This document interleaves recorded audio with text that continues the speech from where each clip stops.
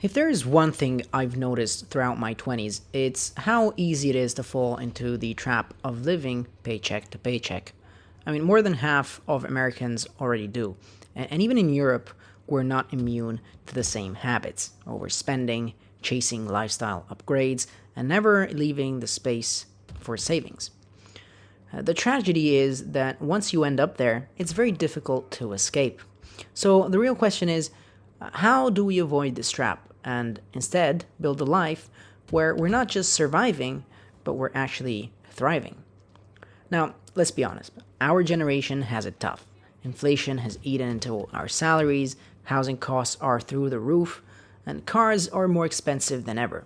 Add student loans for some, me included, and you have a recipe for financial stress.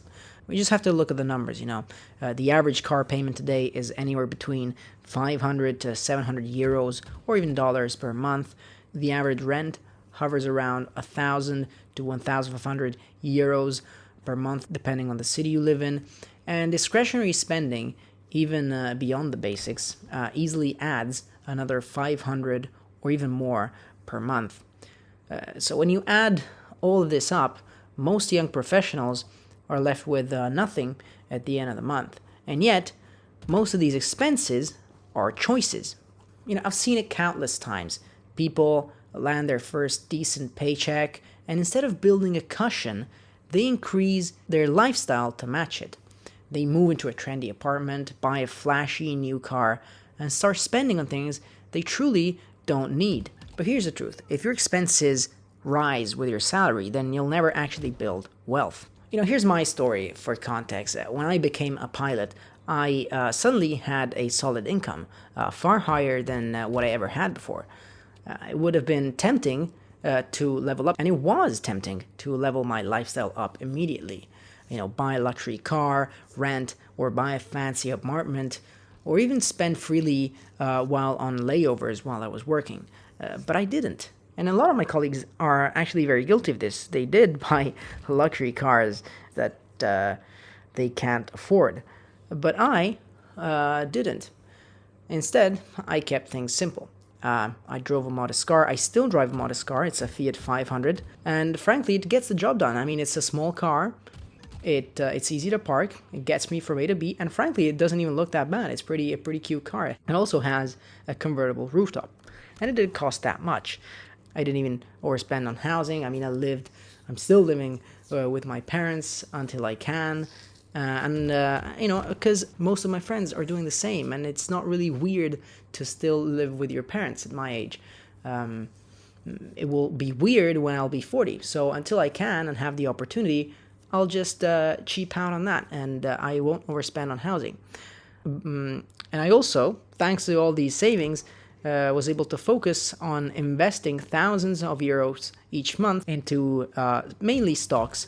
I'm now shifting into ETFs now that I have about $100,000 net worth. And because of those decisions, I've been able to build, again, a six-figure investment in my portfolio in my 20s, while many people my age still have close to nothing saved, let alone invested. And this discipline has given me something priceless, and that's freedom. Freedom to handle the surprise expenses without stress. Freedom to plan ahead, and one day, the freedom to decide whether I want to keep flying full-time or work less because my investments can support me. Now, let's be clear. I'm not saying you should never spend money. The goal isn't misery or deprivation. The goal is spending money consciously. There are things that are obviously worth paying for. I mean, there's your health, good food, gym membership, and regular checkups. Your comfort, like, quality mattress or good shoes that will let you, sleep better and be less stressed throughout the day. Education, your mind, books, courses, and even experiences and travel, memories that you can live with your family, your friends, your girlfriend, and things that you will remember forever. Because again, these are things you will remember. It's not the overpriced car, nor the designer clothes or shoes. But let me give you a couple of numbers that should make you think. Spending only 20 euros or dollars per week on small luxuries like Starbucks coffees or anything like that can add up to about 1,000 per year. Multiply that over a decade, and you've burned 10,000 without even noticing. And that's not even considering the missed opportunity on investing and compound interest. While on the other hand, if you invest 200 per month, just 200 per month, which is, I think, completely doable for most people, and you start in your early 20s until you're 60, you could grow that to nearly about €1 million if the markets keep performing as they always have. And that's the power of small, consistent decisions. And it doesn't even only apply to money, it applies to most things in life. I mean, take fitness, for example. If you go to the gym, you're not going to see improvements day after day, but you're going to see improvements over a long period of time because of those day after day decisions. And again, that applies to money as well. So, most people don't start saving until it's too late. They tell themselves, I'll start later when they earn more money. But that later never comes, because by then the responsibilities pile up. You'll have a wife, kids, mortgage, high expenses. And the truth is that the money you invest early in your 20s is far more powerful than the money you invest in your 40s. Compounding turns small amounts into life-changing sums, as we've seen. And that's why the best gift you can give yourself is to start early. I mean, there's a motto that finance bros keep telling themselves, and that's the best time to start investing was yesterday.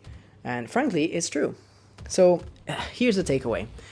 Live below your means when it comes to the things that don't truly matter, like cars, status symbols, watches, overpriced housing, and spend freely on what makes you healthier, wiser, and even happier. And I would say free.